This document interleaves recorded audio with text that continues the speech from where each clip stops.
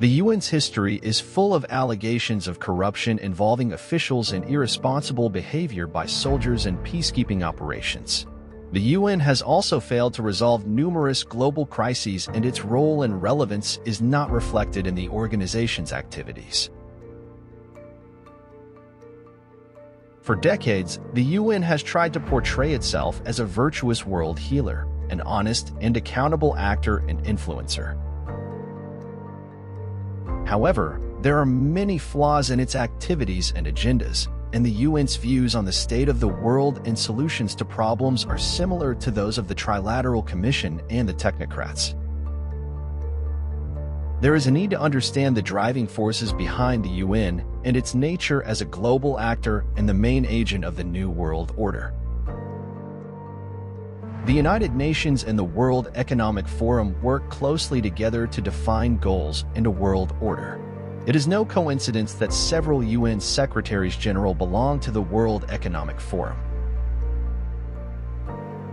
It is also important to bear in mind how the Rockefellers have supported and funded the UN. In a speech in 2012, former UN Secretary General Ban Ki-moon praised the Rockefeller family and the Foundation for their support to the UN. I am deeply grateful to the esteemed members of the Rockefeller family and the Rockefeller Foundation for continuing the noble tradition of supporting international organizations devoted to peace.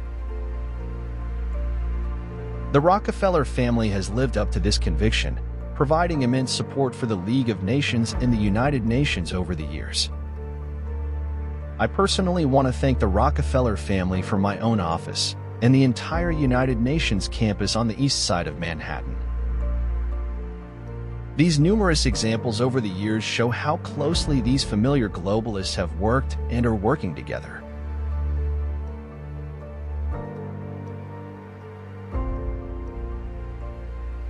Some even believe we, Rockefeller family, are part of a secret cabal working against the best interests of the United States, characterizing my family and me as internationalists, and of conspiring with others around the world to build a more integrated global political and economic structure, one world, if you will.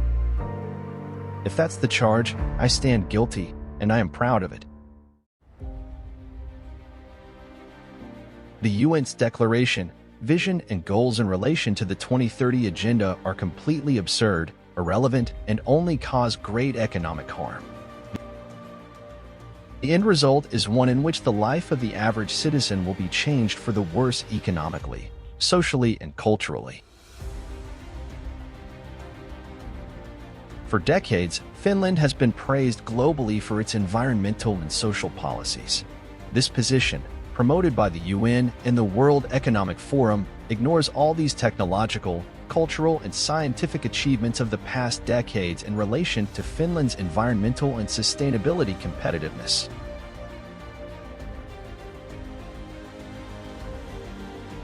Why are these achievements not taken into account? It is as if the intention is to start from scratch with new rules and new models that have nothing to do with everyday reality and practicality. Finland is going backwards in development, starting from scratch on things that have nothing to do with Finland and spending huge resources on things that are completely pointless. Examples of Finland's downsizing in relation to the 2030 Agenda are numerous: peat phase-out and fossil fuel phase-out, forest restoration, fishing restrictions, the woke phenomenon, promoting migration, development aid, etc. Finland can perfectly well exploit peat, oil, coal, and natural gas, ensuring that Finns who have worked hard and built this country have a safe, reliable, and relatively cheap source of energy for use in a climatically cold country. Finland will not be heated by renewable energy, and there is no need or justification for Finland to embark on this kind of development, which is a sham on the pretext of climate change.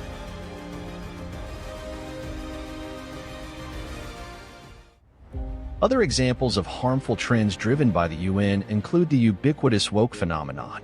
Woke is particularly harmful and dangerous because it redefines the starting point and requires citizens to abandon scientific and logical thinking, whereas the whole of society is based on a scientific worldview. No one has asked the Finns what they think about the views on woke. These phenomena have been fed to the people by politicians, officials, the media, and universities. Another problem is that the phenomenon should not be criticized at all. This illustrates the totalitarianism and power-grabbing nature of the UN agenda. The UN Agenda 2030 mentions the promotion of proactive migration, yet another phenomenon that is economically, socially, and culturally damaging, especially to the extent that immigration is being pushed by these globalist forces.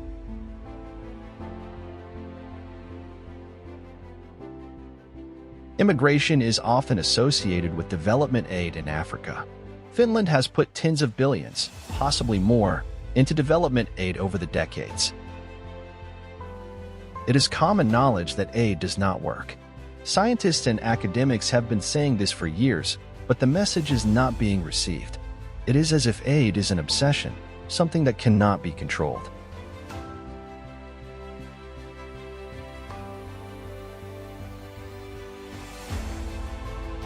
The UN's Agenda 2030 with its goals and declarations is irrelevant to Finland, and the politicians and officials who are committed to it either do not understand the absurdity of the contents, or alternatively they do, and are themselves part of one big chain of adverse effects. Hyvät kestävän kehityksen ystävät. Suomen hallituksen tavoitteena on luoda Suomesta sosiaalisesti, taloudellisesti ja ekologisesti kestävän kehityksen yhteiskunta vuoteen 2030 mennessä. Tämä on hallitusohjelmaan kirjattu tavoite ja se on hyvin linjassa globaalin kestävän kehityksen toimintaohjelman Agenda 2030 kanssa. The content and objectives of the UN's Agenda 2030 are similar to those of the World Economic Forum, and these major globalist organizations work closely together on the objectives. The whole Agenda 2030 ideology is completely divorced from the everyday reality and concrete issues. Its focus is either on developing countries or on global world improvement,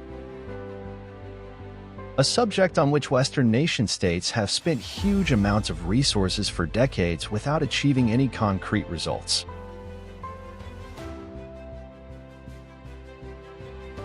Apart from a few isolated points, the whole Agenda 2030 set of objectives and the underlying thread is about creating a new world order that no sensible and responsible citizen wants to see their own society cause problems. The following themes recur throughout the declaration and vision, principles, and commitments of the General Assembly Resolution on Sustainable Development. Human rights. African countries in particular. Eradication of poverty everywhere. We commit ourselves to making fundamental changes in the way societies produce and consume. We recognize the positive contribution of migrants to growth and sustainable development for all. Climate change. Sustainable urban development. Peace and security. Intercultural understanding. The partnership works in a spirit of global solidarity, especially for the poorest and most disadvantaged.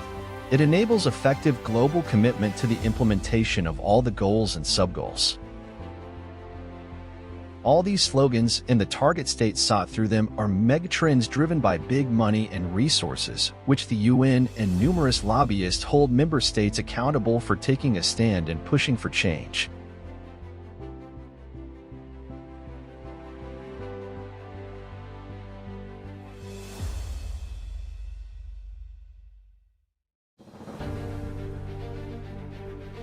The UN has increased power and relationships with people, companies, and whole countries. Sustainable development is regularly and proactively promoted, especially in educational institutions at all levels of education, in politics, government institutions, NGOs, municipalities, and the business world. Working groups, projects, campaigns, reports, etc. have been set up. The whole Agenda 2030 exercise is not producing anything. It is consuming huge resources and adding more meaningless work. It is important to highlight the financial costs that the UN goals have cost Finland over the years.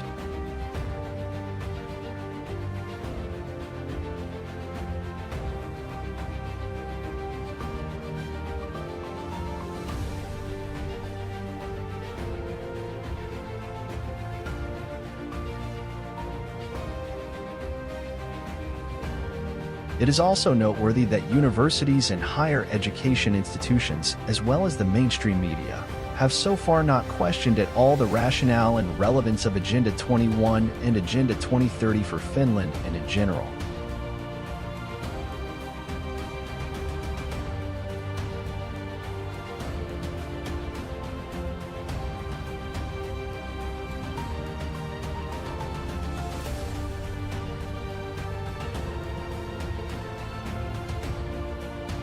In schools, responsibility and sustainable development content has been well received by principals, planners, teachers, and education managers. There is a lack of courage to discuss the factors influencing PISA results or students' disruptive behavior, although the link between the woke world pursued by UN Agenda 2030 and the underperformance of schools is striking. In many cases, in schools and businesses as well as in politics, agitators do not understand the background of the UN and have not heard of UN corruption and scandals. But the goals and declaration of Agenda 2030 easily demonstrate the irrationality and scale of this megaproject. Companies, cities, schools, governments, government agencies, etc. report on their sustainability performance and how much they are committed to promoting responsible development. Today, everyone should be committed to global issues and to changing societies in terms of values, attitudes, and behavior towards global partnership and equality, even if these issues are in no way based on science and logic.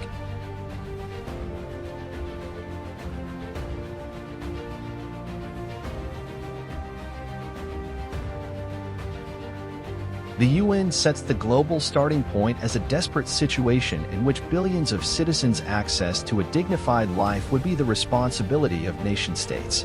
Growing inequality, unequal distribution of wealth and power, gender inequality, the rise of extremism, etc. are all concerns of the UN.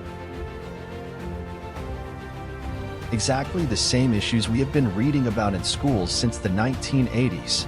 All these problems, and many others mentioned by the UN, have been the subject of an unlimited amount of resources in education, training, research, projects, etc. over the last 20 years or more.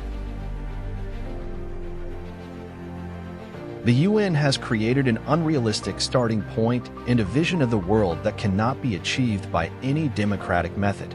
Thus, the UN is strongly promoting a technocratic and totalitarian model of society, following the example of China. What if we do not oppose the goals and implementation of Agenda 2030? The end result is what we see in China. No one in his wildest imagination would wish such a daily life anywhere. That is why it is absolutely essential that we are aware of the direction we are heading in and demand that political decision-makers and officials justify their position as to why they want such a dystopian worldview in our country.